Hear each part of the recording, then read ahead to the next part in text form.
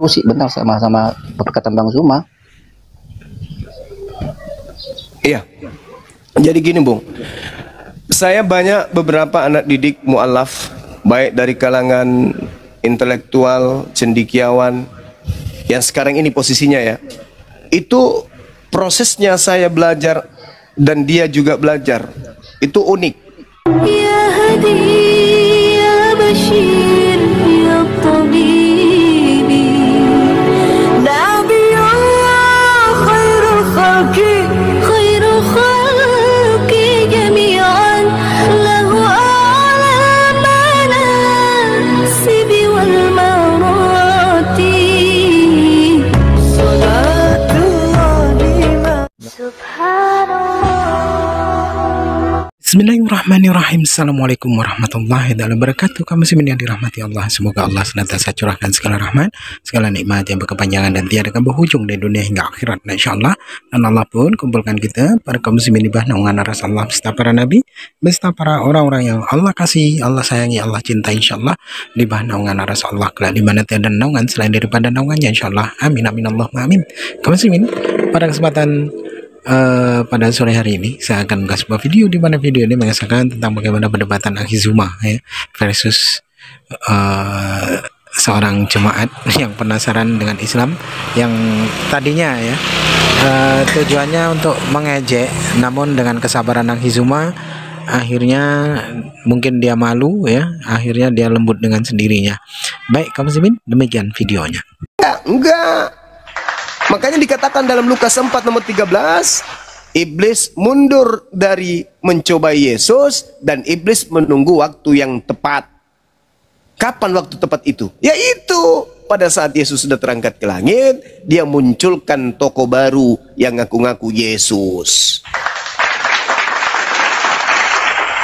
Makanya di Matius 7, orang-orang yang menjadi pengikut Kristus yang bukan Yesus anak Maria ini bermujizat bisa, bernubuat bisa, mengusir setan bisa. Kok bisa? Yesus sudah menubuatkan.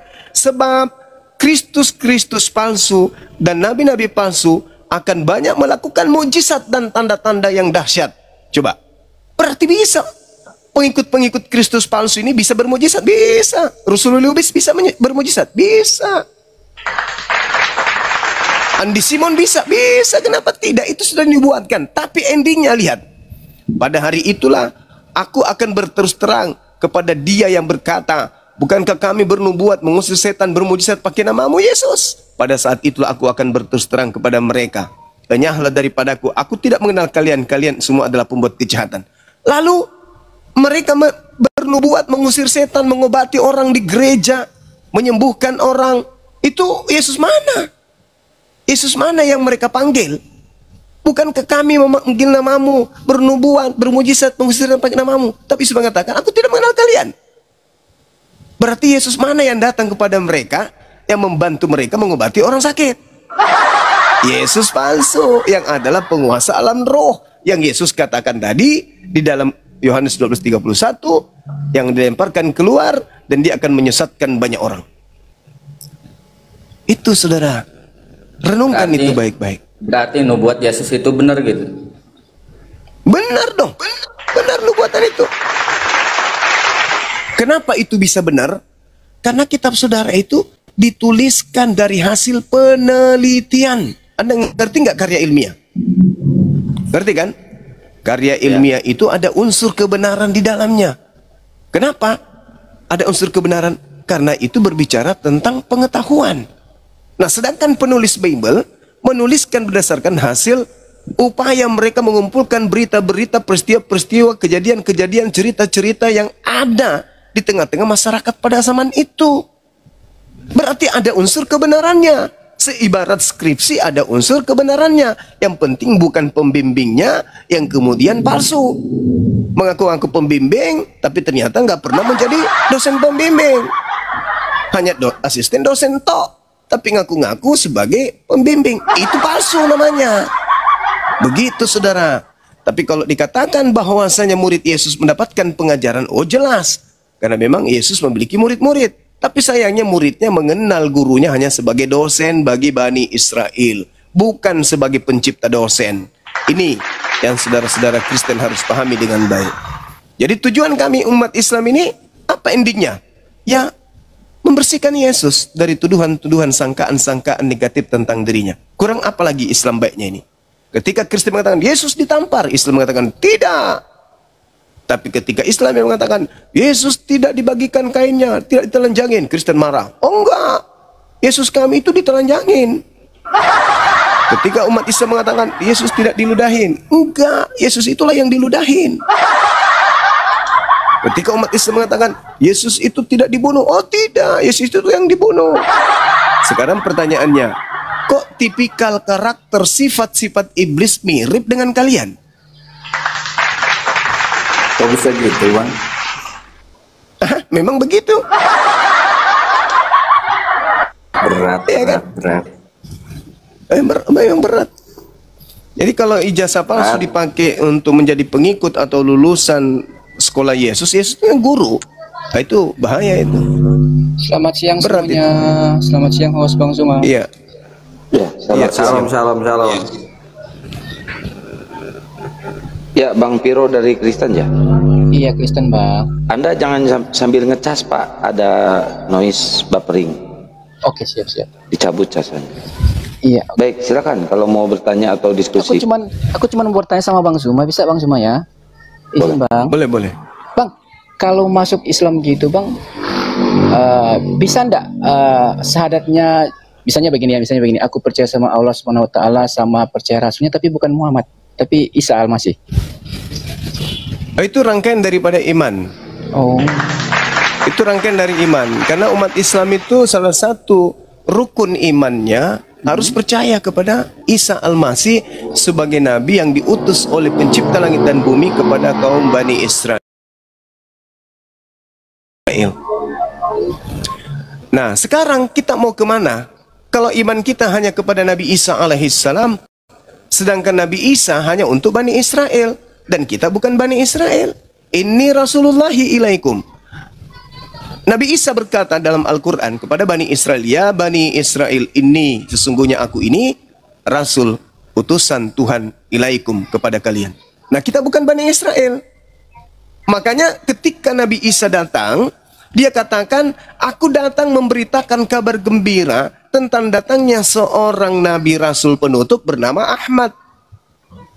Begitu juga yang diterangkan di dalam kitab saudara, bahwa Yesus mengatakan, Yohanes 14 nomor 16, aku akan minta kepada Bapa agar Bapa mengutus seorang penolong lain. Penolong lain selain daripada Yesus yang akan datang. Nah, dialah yang akan mengajarkan segala sesuatunya tentang kebenaran, tentang hukum-hukum dan pengisapan dunia akan dosa. Maka Nabi Muhammad diutus rahmatan lil alamin, untuk sebagai kasih sayang kepada alam semesta. Litubayyina linnas, untuk seluruh umat manusia. Itu jelas itu. Nabi Musa hanya untuk kaumnya, Nabi Isa untuk kaumnya. Nabi Musa, Moses untuk kaumnya, Yesus untuk kaumnya. Nabi Muhammad litubayyina linnas, untuk seluruh umat manusia. Jadi kalau kita bersyahadat, boleh saja. Aku bersaksi tiada Tuhan selain Allah, dan bersaksi Isa alaihissalam adalah Rasul Allah. Boleh. Tetapi hanya persaksian. Kita tidak bisa mengikuti prosesi keagamaannya, keyakinannya, syariatnya, hukum-hukumnya. Kenapa? Karena kita bukan Bani Israel. Maka solusi terakhir, ada utusan dari langit yang diutus untuk seluruh umat manusia, yaitu baginda Rasulullah Muhammad sallallahu alaihi wasallam. Maka ketika orang-orang Kristen masuk ke dalam barisan pengikut Nabi Muhammad, maka dengan otomatis dia menjadi pengikut Yesus Kristus, otomatis menjadi pengikut Nabi Musa, otomatis menjadi pengikut Nabi Harun, Abraham, Isa, Yakub dan seluruh nabi-nabi. Itu kenapa di Islam wajib hukumnya beriman kepada nabi-nabi tersebut. Di Islam wajib beriman kepada kitab-kitab tersebut. Sambil beriman kepada kitab-kitab tersebut, umat Islam mempraktekkan pola keislaman, yaitu syahadatain, bersaksi tiada Tuhan selain Allah, dan bersaksi bahwa Nabi Muhammad diutus untuk mengajarkan manusia menghargai nabi-nabi yang datang sebelum dirinya. Makanya di Al-Quran itu tidak ada nabi tercela. semuanya dimuliakan nabi itu. Berbeda di Kristen. Seluruh nabi-nabi Yahudi itu ada cerita-cerita negatifnya. Daud, Lut, Harun, semua dicerita-cerita jelek. Termasuk Kristus Yesus, hancur dibuatnya. Kenapa? Karena sejatinya mereka hanya penumpang gelap. Mereka hanya numpang tenar menggunakan nama-nama orang-orang Yahudi, kitabnya Yahudi. Karena kalau tidak, mereka akan dikenal sama seperti Trinitas, Trimurti, Triteis, atau Mitrateis, dan seterusnya. Bang Juma, makanya supaya mereka... Ya, silakan. Ya, oke, Bang Juma izin ya. Sebenarnya begini Bang Juma ya. Bang Juma tahu nggak kenapa alasan saya nggak mau menerima Nabi Muhammad itu sebagai Nabi?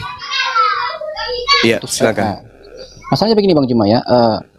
Aku kan udah banyak kali dengar kan teman-teman ketika diskusi juga berbicara tentang riwayatnya Nabi yang menceritakan tentang inilah nabinya seperti ini, seperti ini, seperti ini. Jadi aku kayaknya gimana ya?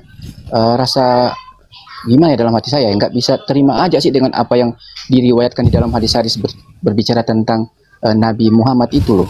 Contohnya ya yang seperti itulah yang sering kali dikatain orang-orang Kristen kan, seperti Nabi katanya kawin sama gitu-gituan. Itu sih. Makanya oke. Kalau ya gimana? Baik. Saya jawab. Boleh saja Anda berpikir seperti itu, boleh. Saya pun akan berpikir sama seperti saudara. Bedanya Anda melihat kuman di seberang laut. Gajah di pelupuk mata Anda nggak lihat. Itu bedanya. Sekarang kalau Anda ingin menakar Nabi Muhammad dari detik, menit, jam, hari, minggu, bulan, tahun sampai beliau meninggalkan dunia ini, diurai hidupnya dari detik ke menit, menit ke jam, jam ke hari, hari ke minggu, minggu ke bulan, ke tahun, ke abad, dan seterusnya. Diurai semua apa yang dilakukan. Bahkan kalau perlu desahan napasnya pun diurai, disampaikan kepada seluruh orang banyak.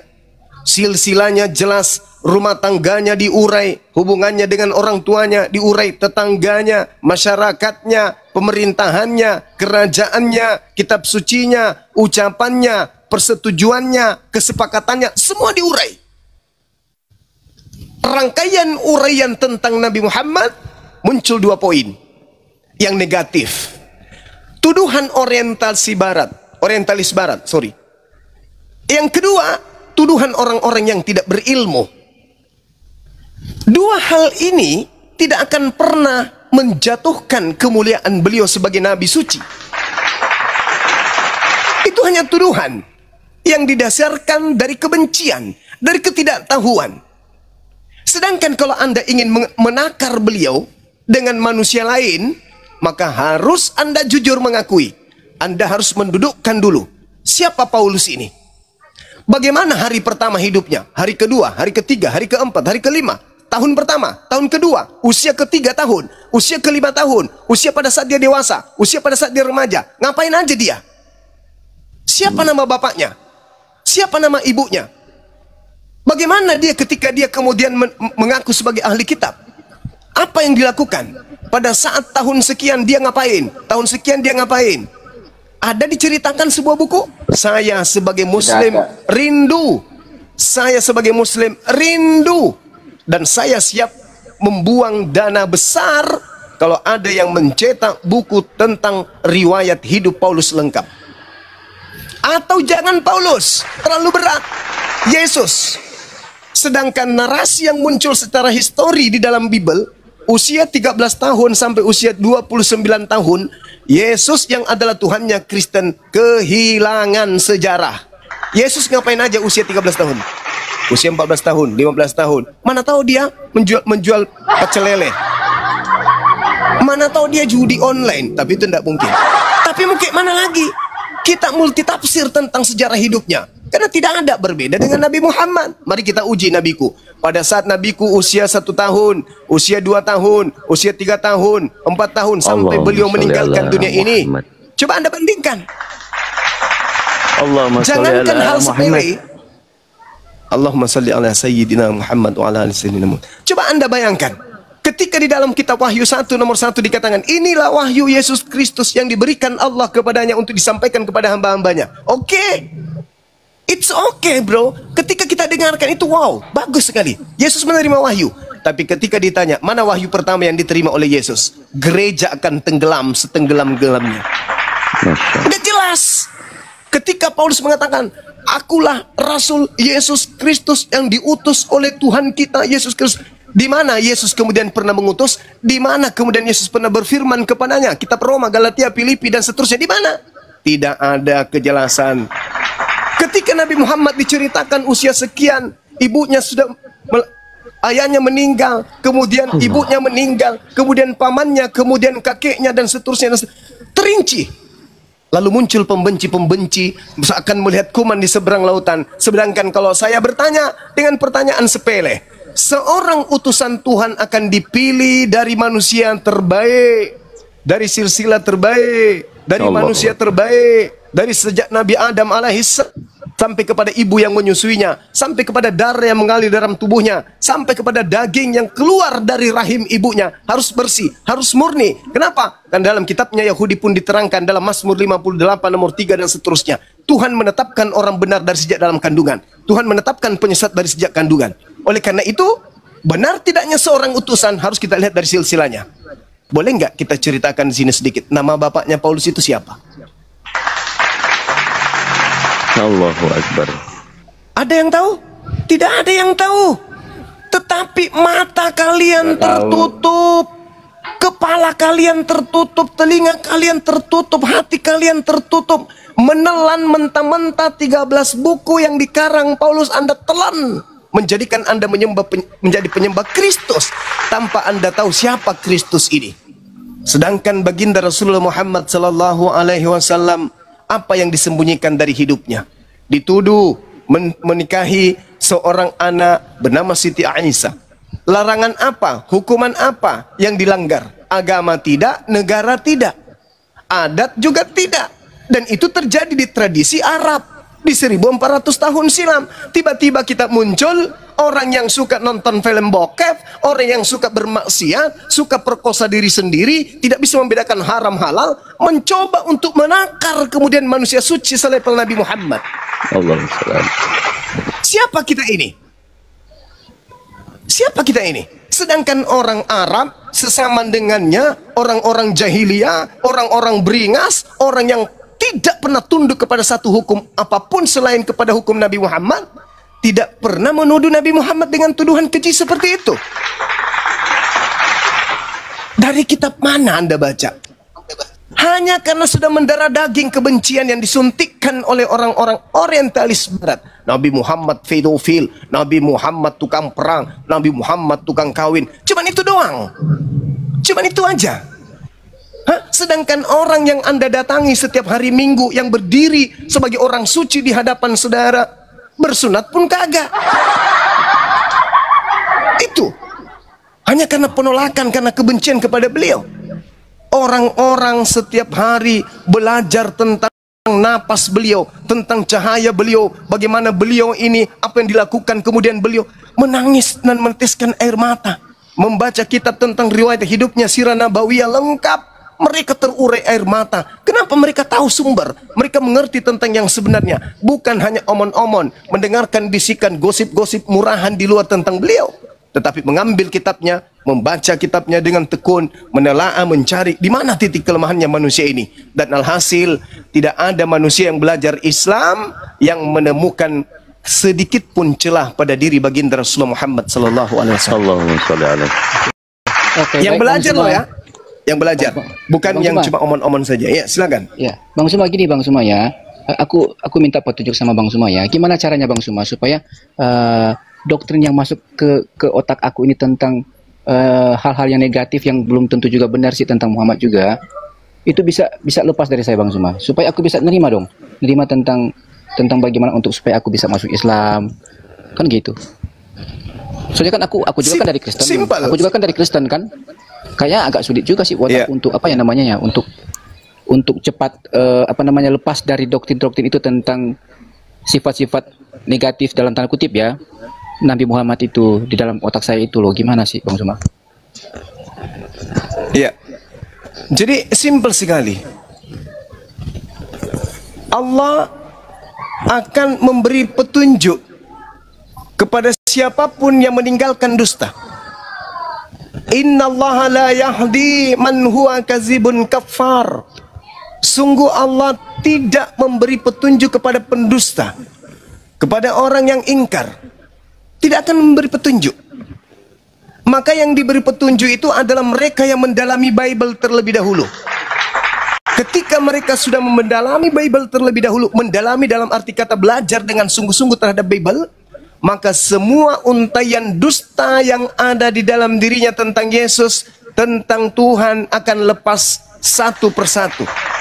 Seibarat benang yang kusut terurai pelan-pelan.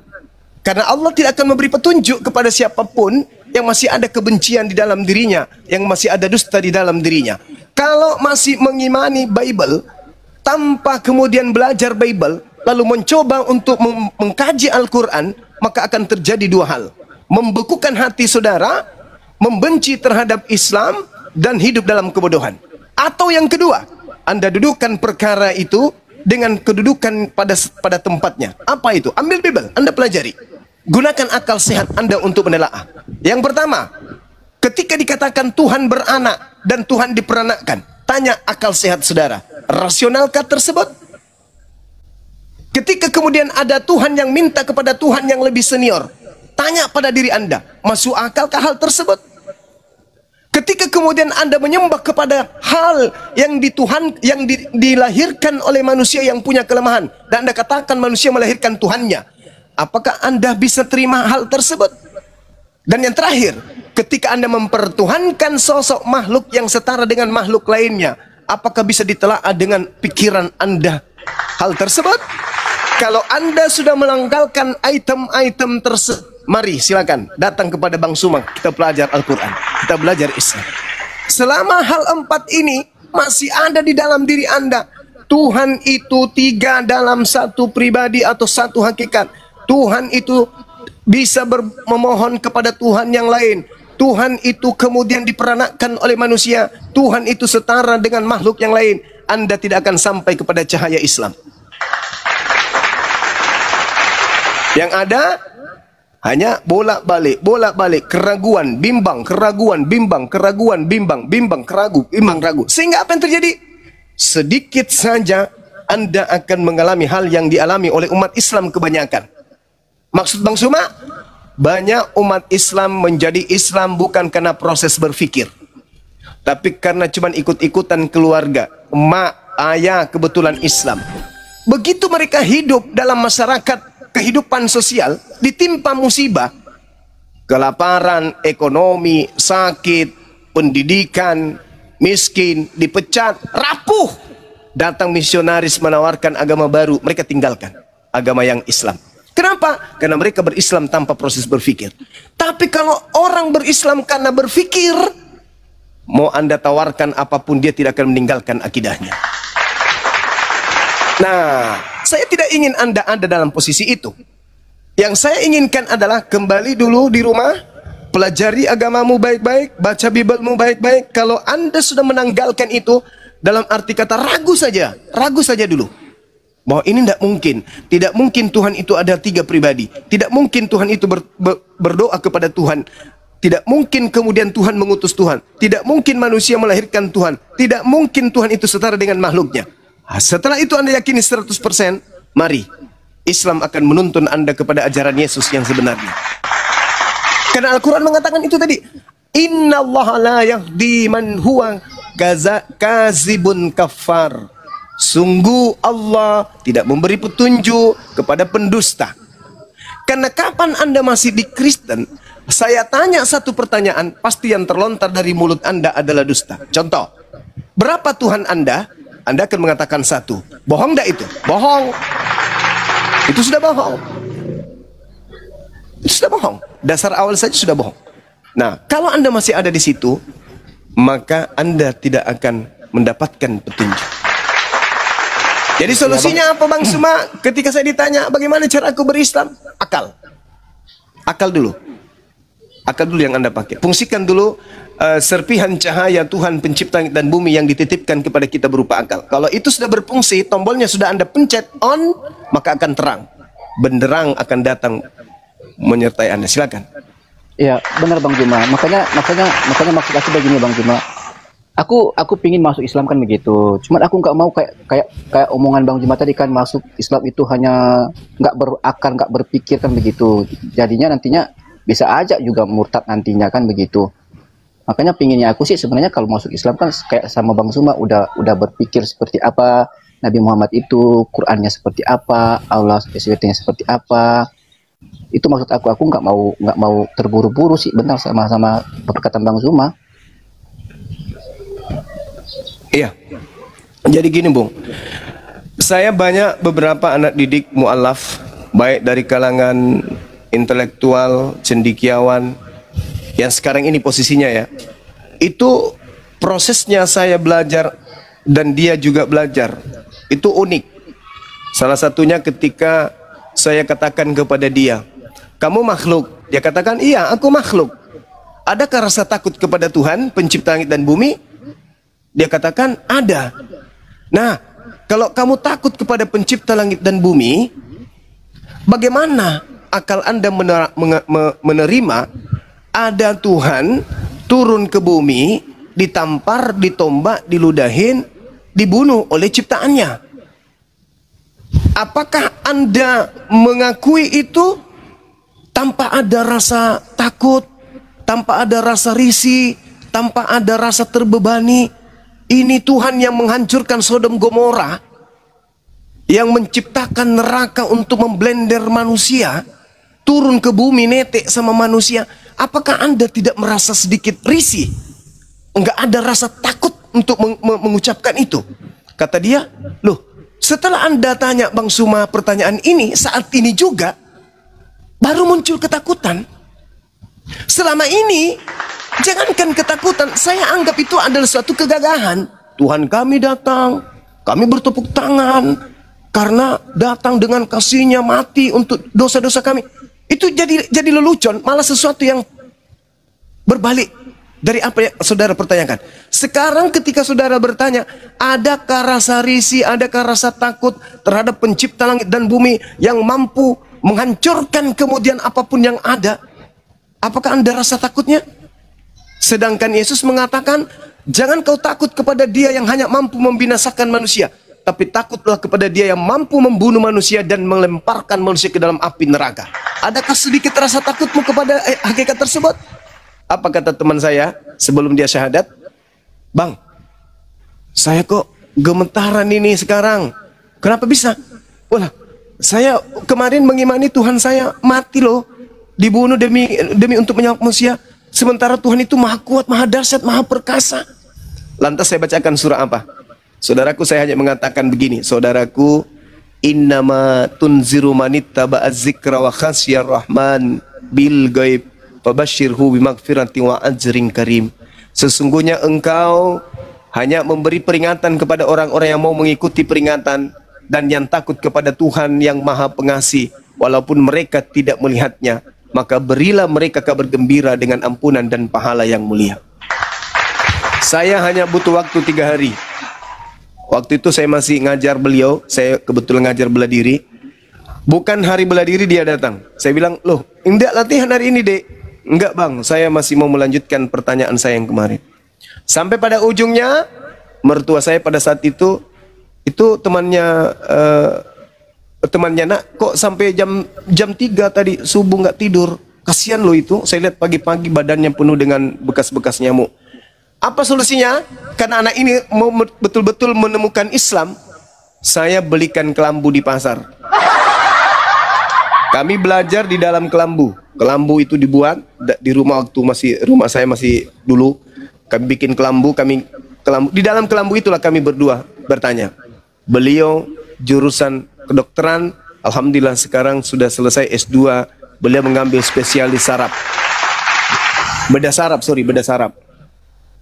Dari proses berpikir inilah kemudian akhirnya dia menyatakan syahadatain. Karena takut Harus dilahirkan rasa takut kepada Tuhan. Kalau tidak ada rasa takut, taunya cuma tepuk tangan untuk Tuhan. Maka kalau rasa takut itu sudah tidak ada pada Tuhan, sudah merasa dia dengan Tuhan itu anak ayah, sudah merasa Tuhan itu temannya, sudah merasa Tuhannya itu adalah teman-teman rekan, seakan-akan teman bisnisnya, maka manusia itu tidak akan lagi ada rasa takut kepada pencipta. Kalau tidak ada lagi rasa takut kepada pencipta, maka maksiat apalagi yang dia takut untuk lakukan? Apalagi kalau sudah dikasih label, kalian bukan lagi hamba Tuhan, tapi kalian adalah anak-anak Tuhan. Apalagi yang ditakutkan untuk tidak lakukan? Maksiat apalagi yang tidak mau dilakukan? Oh, saya pewaris. Saya pewaris Tuhan, anak-anak Tuhan. Saya mau makan makanan apa saja boleh, melakukan apapun boleh, karena saya dekat kepada Tuhanku. Saya ingat ketika saya ikut kajian, dulu saya pernah ikut kajian, seorang pemimpin materi turun dari mobil membawa anjing, anak anjing. Saya kaget, karena saya kan aktivis waktu itu. Saya kaget, jadi saya banyak bertanya. Aku bilang, Ustadz, kok bisa ini? Oh iya, saya tahu kalian adalah mahasiswa-mahasiswa yang cerdas dan kritis. Saya tunggu pertanyaan. Apa jawaban beliau? Saya melakukan ini karena saya tahu bagaimana cara kemudian untuk membersihkan najis. Saya melakukan ini karena saya tahu bagaimana caranya membersihkan tubuh saya dari najis liur anjing. Saya bilang gitu. Saya bilang gini pada saat itu, kalau begitu pulang dari sini, Ustadz boleh dong ke tempat ese-ese. Di gedung itu tumpah riuh orang tertawa. Loh, tunggu dulu, jangan tertawakan saya. Sebab Ustadz ini tahu caranya bertaubat. Berarti setelah ini Anda boleh saja melakukan kemaksiatan-kemaksiatan lain, karena Anda bisa bertaubat. Anda tahu cara bertaubat. Berarti Anda bisa melakukan kemaksiatan. Kalau sudah jelas-jelas dalam syariat Islam, liur anjing itu najis dan cara membersihkannya itu ribet, lantas Anda mengatakan Anda boleh memeliharanya, menggendongnya dengan menggunakan pakaian yang kelak akan Anda menjadikan sebagai pakaian untuk ibadah, hanya untuk menguji kami sebagai seorang mahasiswa, maka Anda memberi ruang kepada kami. Anda memudahkan kemaksiatan karena Anda merasa dekat dengan Allah, Anda merasa dekat dengan Tuhan, maka Anda dengan gampangnya melakukan kemaksiatan. Inilah yang terjadi kepada anak-anak atau orang-orang yang mengaku sebagai anak-anak Tuhan. Dengan gampangnya, hanya 1 kali seminggu tepuk tangan, habis itu selesai dosa-dosa. Gak bisa seperti itu. Al-Quran mengatakan, innama tunziru man ittaba dzikra wa khasyar rahman bil ghaib fabashshirhu bimaghfirati wa ajrin karim. Yang utama bagi orang-orang beriman kepada Tuhannya adalah rasa takut dulu. Kalau sudah tidak ada rasa takut, maka di depan orang dia seperti orang beriman, di belakang manusia, di belakang orang lain, dia akan melakukan kemaksiatan yang tak terbatas. Kenapa nggak ada rasa takut? Tapi kalau orang beriman, mandi pun dia nggak mau telanjang. Kenapa dia malu kepada Tuhannya? Apalagi bermaksiat. Nah, inilah kesalahan terbesar ketika ada pemahaman di surga Kristus Islam nanti itu ada 70 bidadari, mereka akan pesta seks. Itu Ustadz Longor, Ustadz yang harus disunat 2 kali, kepala nonotnya harus dihilangkan. Ustadz yang begini ajarannya adalah Ustadz yang kemudian harus ditutup itu kulupnya, ditarik baru diikat karet, kasih lem Alteco supaya tidak pipis. Menyesatkan orang dengan pemahaman seperti itu. Orang yang beriman kepada Allah tidak akan mungkin berani melakukan kemaksiatan di hadapan Allah, apalagi di surga.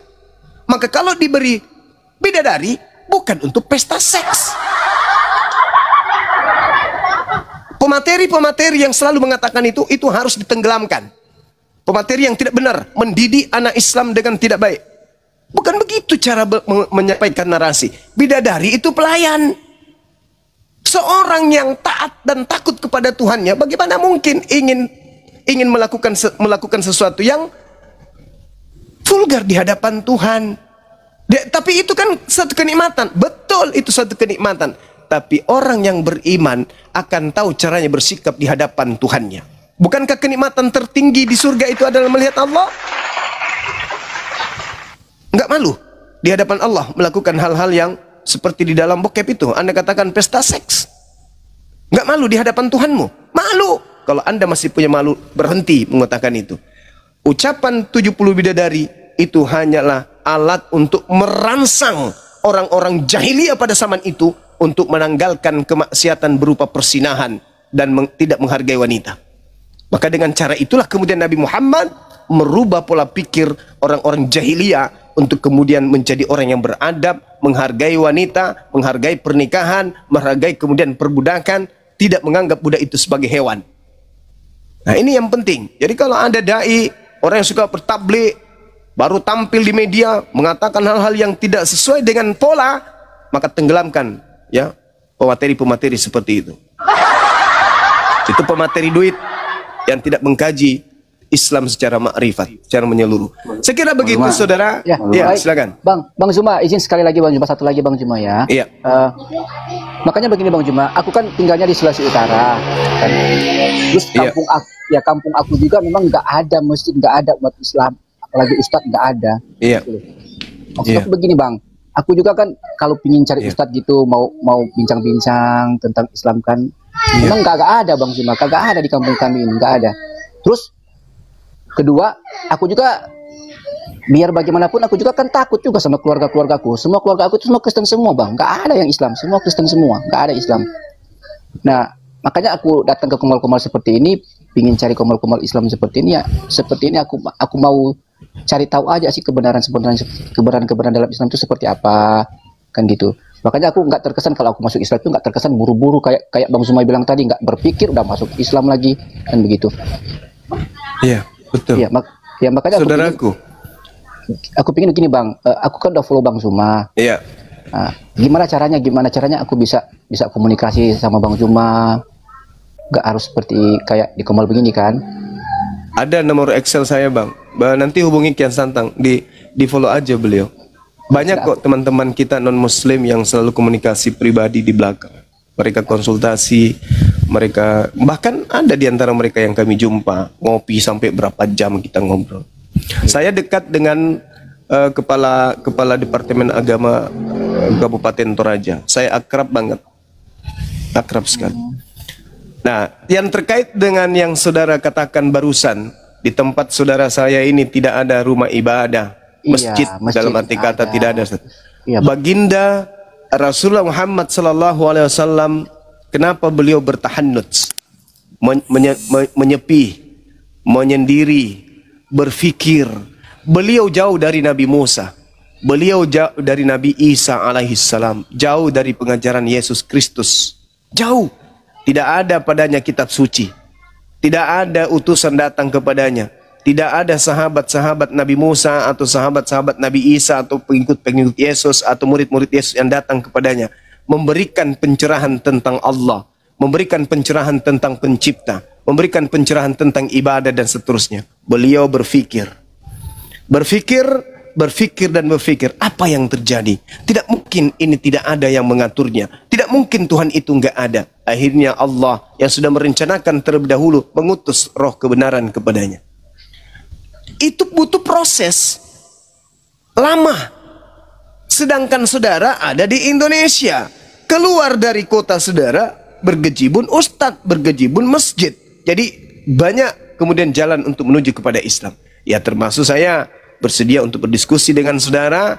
Silakan minta nanti nomor saya pada admin saudara Kian Santang, minta di sana kita komunikasi. Apapun itu, mau bertanya tentang Quran, mau bertanya tentang Bible, setahu saya akan ajarkan, saya akan sampaikan. Gitu saudara. Silakan. Mungkin ada masukan dari yang lain. Ya, saudara Viro, thank you. Demikian tadi kamu sih yang dimana perdebatan itu berlangsung soal jawabnya. Karena apa, tadinya ya tujuannya nih mau menista ini anak ini ya, orang ini mau menista. Nah tapi karena dia tahu bahasanya takut diserang dan pasti tidak mampu menjawab, maka dia pun melunak ya, lalu mengalihkan topiknya untuk bertanya gitu, untuk bertanya saja, dan yang pada akhirnya dia melembek dengan sendirinya. Karena memang ketika orang-orang Kristen itu datang dengan kebencian ya, lalu dengan pedenya mereka menyerang Islam tapi tanpa dengan keilmuan, maka biasanya mereka akan malu dengan sendirinya gitu ya. Tapi sayangnya itu ya, sayangnya orang-orang kafir itu susah untuk apa namanya mempunyai rasa malu. Contoh ya, Monik gitu ya, agen Israel yang ada di Indonesia itu sudah berkali-kali dia kalah dalam berdebat, dalam menunjukkan data-data ya, seperti si Monik itu tidak pernah menang sebenarnya, sudah acap kali babak belur gitu ya. Itu tetap saja wah mati-matian membelanya, padahal sudah jelas-jelas bahasanya bangsa Siriwil ini sudah salah gitu, berbuat salah, tapi mereka tidak mau terima kalau bangsa lain gitu ya menyerang mereka akan kaing-kaing, wah membuat fighting tidak karu-karuan itu, mencari pembelaan. Tapi kalau dari pihak mereka yang bersalah itu tidak apa-apa gitu. Karena apa? Ya itulah tadi, kita umat manusia ini ya, selain daripada bangsa Siriwil ini dianggapnya binatang oleh mereka, sehingga mereka seenak-enaknya gitu. Dan ini kalau orang-orang Kristen itu berbuat ya seperti mereka sama gitu. Kalau mereka berbuat pada umat Islam tidak apa-apa, tapi kalau umat Islam yang berbuat pada mereka, wah luar biasa. Wah, framingnya, fitnahannya ya tidak ada henti-hentinya, membuat narasi-narasi buruk tentang Islam itu tidak ada henti-hentinya. Itu bisa pokoknya dibuat seviral mungkin gitu oleh mereka itu, karena ketakutan mereka, karena sesungguhnya mereka ini sedang menampakkan sifat buruk, tabiat dari agama mereka gitu. Dan itu dapat kita tengok dari perilaku mereka, yang sesungguhnya agama mereka ini tidak mampu menahan ataupun melarang gitu ya, untuk mencela-cela agama lain ataupun memfitnah agama lain. Bahkan fitnahan-fitnahan mereka yang ditujukan kepada Islam, yang alamatkan kepada Islam ini, begitu luar biasa keji gitu. Namun mereka tidak pernah merasa bersalah. Itulah perilaku orang-orang kafir. Baik kaum muslimin, mungkin hanya itu saja yang dapat saya sampaikan, dan saya Rifdus ini. Wassalamualaikum warahmatullahi wabarakatuh. يا هدي يا بشير